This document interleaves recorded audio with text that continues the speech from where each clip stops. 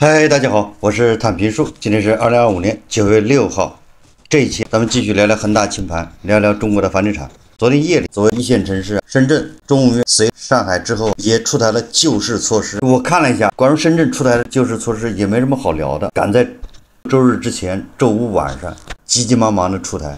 他为什么周四不能出，或者周五白天不能出，有点半夜鸡叫的意思。我看了一下他的政策，实际上就跟北京、上海没啥区别。北京就是五环外符合条件的可以多买几套，上海是外环外符合条件的可以多买几套。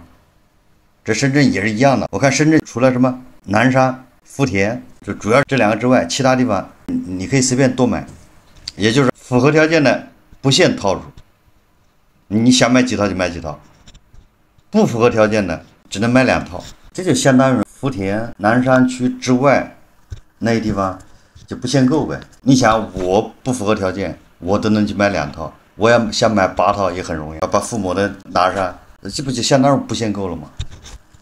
而且什么盐田区那更远了，盐田那边是港口，大鹏新区购买商品住房不审核购房资格，而且你要在盐田区买、大鹏新区买，随便拿着你的身份证就完了。鼓励什么事业单位、企业去买房，解决职工的住房等等，优化个人信贷。你要说这个没用，那也不客观，好歹还是有点用，但是用处多大？看看北京和上海。但是深圳解限购这一次步子迈的比北京、上海稍微大一点。上海你要买他的房子，好歹你得交1年的社保。深圳这一次很多地方毕竟他不要了。我的印象啊，深圳好像这个核心区已经把罗湖区排除在外了。我是2010几年在深圳那边混的时候，我记得罗湖还是不错的。南山和什么？南山那时候还刚开发，这才多少年啊？南山跟福田成了核心了，罗湖似乎这个被淘汰了，都不限购了嘛？什么时候挤出核心区了？这个深圳多少给人感觉还没有看清形势。我倒是觉得深圳完全可以一步到位，他就直接所有的限购全部取消，不要叶公好龙。你想想，这个时候还跑到深圳去炒房，都是些什么人？不用担心全国人跑到深圳去炒。第二批炒房的都已经被套在半山腰还山顶上，要死要活的。你现在解限购全部放开限制，也不会引起全国人跑去炒的。这一点，这个深圳应该有清醒的认识。你毕竟不是北京和上海，不用担心。所以我认为深圳这次政策步子还是小了一点，保守了一点，应该索性放开。在北京和上海全部放开之前，先割它一波。我个人认为深圳这次政策对罗湖应该是个有点作用。我想有外地人跑到深圳去买房，那既然不限购，那我就买罗湖的。罗湖跟福田挨着也不远，罗湖恐怕就是稍微旧一点，但是总体上意义不大。为什么？我们看看上海，今天有媒体报道说，上海认购火热，难掩晚签冷清。8月上海近40%新盘，晚签率低于10%。说进入8月，上海楼市延续淡季氛围，成交与供应商两端持续乏力，市场分化格局进一步加剧。据佑威房地产研究中心监测数据说，8月上海新建商品住宅成交面积为37.65万平方米，环比减少9.6%，比7月减少了9.6%，交易量延续下行趋势。供应端同样表现疲软，单月仅有21个新建商品住宅项目入市，累计推出2352套房源，总供应面积31.3万平方米，市场整体活跃度降温明显。这是上海，上海是一边是火焰，一边是海水，一边是那个媒体中介说的豪宅日光，对吧？7000万一套的房子秒光。一边是外环外的那个新盘无人认购，它下面还有，它与热门项目形成鲜明对比的是，另有9个项目晚签率不足10%，市场冷清面同样突出。从分布来看，除保利世博天瑞和东苑古北悦公馆外，其余多位入外环外，也就是外环外有7个项目晚签率不足10%。说更有2个项目陷入零晚签窘境，是闵行金虹桥板块东苑古北月公馆8月5日开盘，那有1个月了，说推出99套建面50到117平米的公寓，均价91500元每平米，因认购人数不足，已取消摇号，至今网签认为空白。说上海外环外那房子根本就卖不动，它已经放开限购了，似乎影响不大。所以说深圳解限购，这次救市政策恐怕又很难达到预期。有那么一年，鹤岗突然在网上火了，火的原因就是因为它房子白菜价，引得全国各地没房的人，或者没有房但是想有一个家的人，跑到鹤岗去买房，对吧？后来导致鹤岗一度成为低房价的代名词。那今天啊，搜狐的叫一个节目，搜狐财经，它有个访谈节目，访谈的是有一个广东湛江的小伙跑到鹤岗去卖房，他跑到鹤岗去做房产中介，但是这也是机缘巧合，他卖了500套房，但是他仍然想回到广东，在他心目中广东永远是最好的。2019年啊，一位年轻人从广州到鹤岗迁徙与创业，他带着躺平的心态来到这座以低价房闻名的城市，却意外成为最早通过自媒体卖房的外地人。3年间，他售出500套房，见证了鹤岗从稀缺到网红的变迁，也亲历市场从狂热回归冷静。大家看视频。我是19年来的，然后从20年开始认真卖房，到目前为止大概是400到500套之间。这一把应该是30把钥匙，大概只有3个人是来住的。以前全国的房价还没掉的那么厉害，3万块钱的房子太难得了，太稀缺，太牛逼了，太少见了，我买了。但现在不一样，现在由于自媒体兴起，很多人他是想好，我要去鹤岗看看起个号，因为它太火了，太便宜了。很多年轻人梦寐以求的东西，甚至有很多人呢可能觉得自己都买不起，但其实在鹤岗的话，基本上唾手可得，唾手可得。我算是第一个在这个地方卖房的外地人，也算是我把这个本地的这个卖房的自媒体做起来的。所以后来火了之后，本地人发现能赚钱之后，本地的什么大姑大妈全部来直播卖房了，2、3万块钱就能在这边买一套装修好的房子，物流高层。网红小区啊，很多外地朋友都在这安家落户。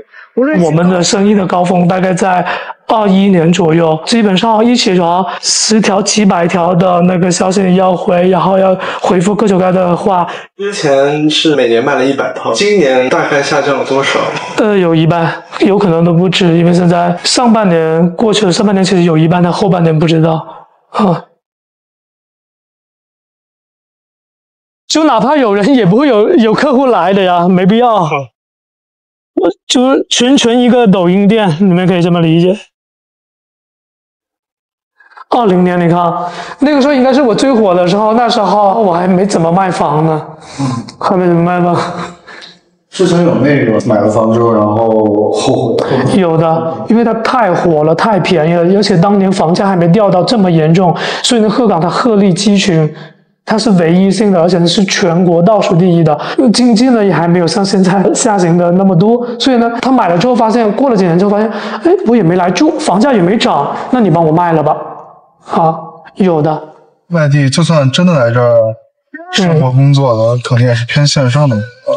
大部分都是我们遇到过线下的，遇到2姐妹过来，她们本来是在外地城市跑外卖的，然后呢来这边也接着干老本行，然后还有一个本来想做自媒体没做起来，她高估自己了，后来就在本地的那个咖啡厅上班了。大概能挣这个？我问过3000多，在这个城市够。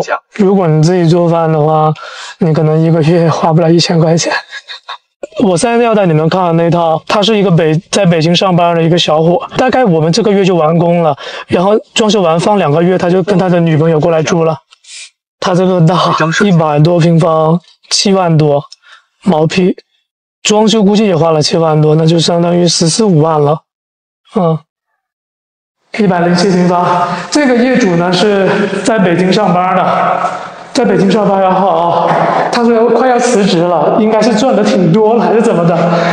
你看这么大的厨房，你搁北京哪有人舍得这么宽的都做一个房间了？你们都觉得便宜是不是？你看在北京肯定装不上来啊，在北京你1平方都不够。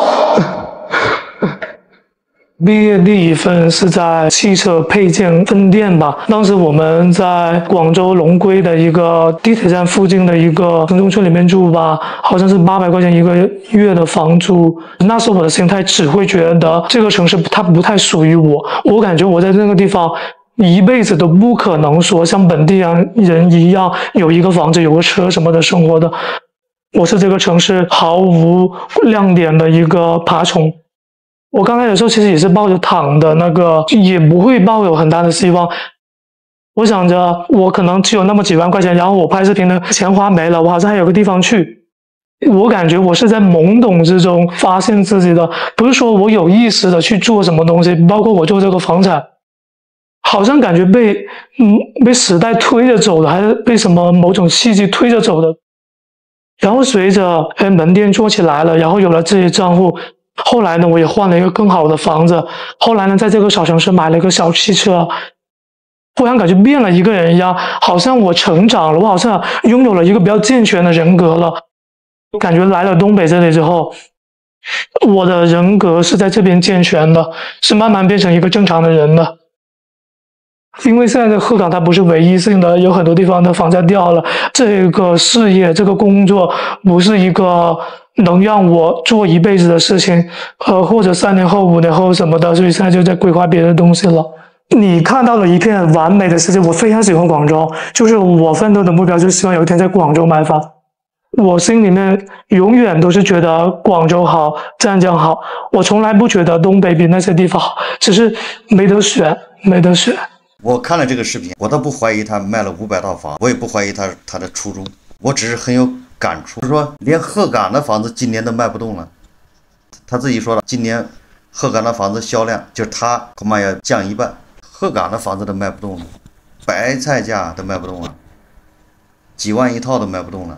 说明什么？首先第一个，说明作为韭菜来说，有需求的韭菜来说，他选择的余地多了。以往低价房只有鹤岗有，那现在全国到处都是低价房啊，像鹤岗这样的城市比比皆是。咱们一直说的很多城市叫鹤岗化，果然如很多网友所愿，很多城市已经鹤岗化。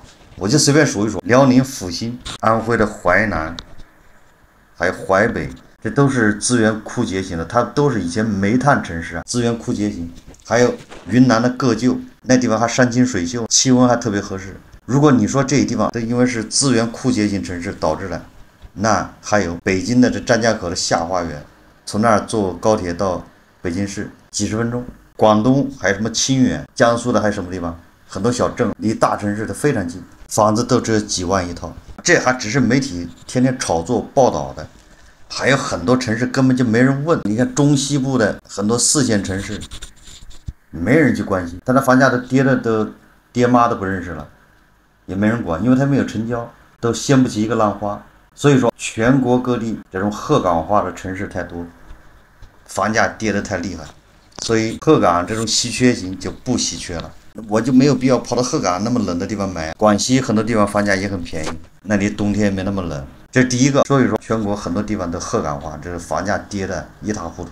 这样的话让这个本来想去鹤岗买房的人停下了脚步，有了更多的选择，所以鹤岗这房子销售量下来了。第二个说明什么？第二个说明也说明韭菜现在不买房了，你卖的再便宜我也不买。等3-5年前韭菜看着这个房子便宜还愿意去买，不是北京上海买不起，只是鹤岗更有性价比。这个视频里面也说了，好多人还买了之后还想炒涨价卖出去，那现在炒的人肯定没有了，谁跑到鹤岗买房炒？我是理解不了这些人。你说你买套房3万块，那你指着怎么着他要翻1倍是吗？翻1倍你也就赚3万，你那么老远的来回跑几趟，机票、路费、再搭上时间、人工，你3万块你能剩多少？你炒房跑到鹤岗就炒房，所以说炒房的已经没有了，刚需的人家也等，你不能因为你3万我就买。人毕竟还是选择什么，既要便宜，完了之后还得跟我工作的地方、生活的地方要在一起。我如果在广州上班，那我首选肯定在广州买房，或者在广州周边。我跑到鹤岗买房，那怎么住？所以说2个原因导致鹤岗的房子也卖不动了。从这一点就能看出中国的楼市到底怎么了。我们总是说你看为什么房子卖不掉？房价太高。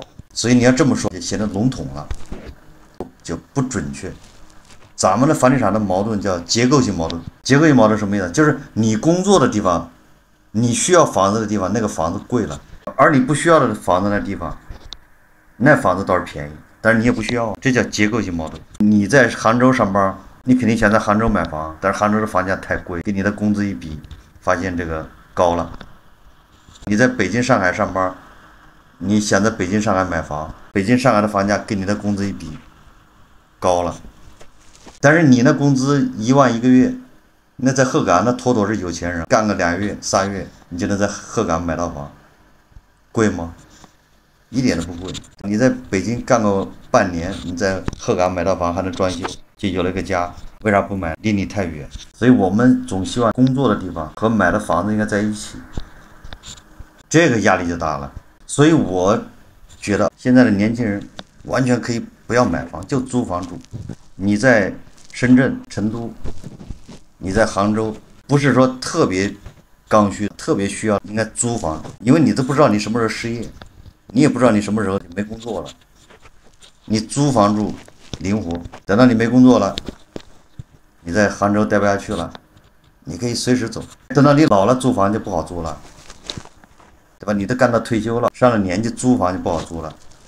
那你既然退休了，那你跑到广西就买到房，或者什么个旧，那房子几万块一套，不至于买不起，在那儿待着养老也没毛病。所以你没有必要在你上班的那个地方，如果房价高，尤其是泡沫高，像成都、杭州这些地方，房价多少还是虚高啊，没有必要去强行上车，勉为其难。一线城市广州早就解开限购了，也没见到房价涨啊，更没有看到的房子现在叫什么止跌回稳，所以等吧。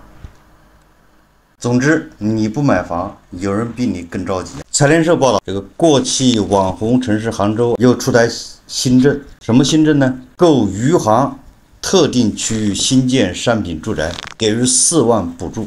杭州市余杭区住房和城乡建设局发布的加快房地产市场平稳健康发展的通知，自发文之日起至2025年9月30日，对购买咸宁街道、五常街道，就反正是特定的几个街道，在办理所购新建商品住宅不动产权证后，一次性给予4万元补助，并且对契税还进行补助，按照实际缴纳契税金额50%给予补助。这是地方政府真金白银拿钱出来，你买一套房，给你4万的补助。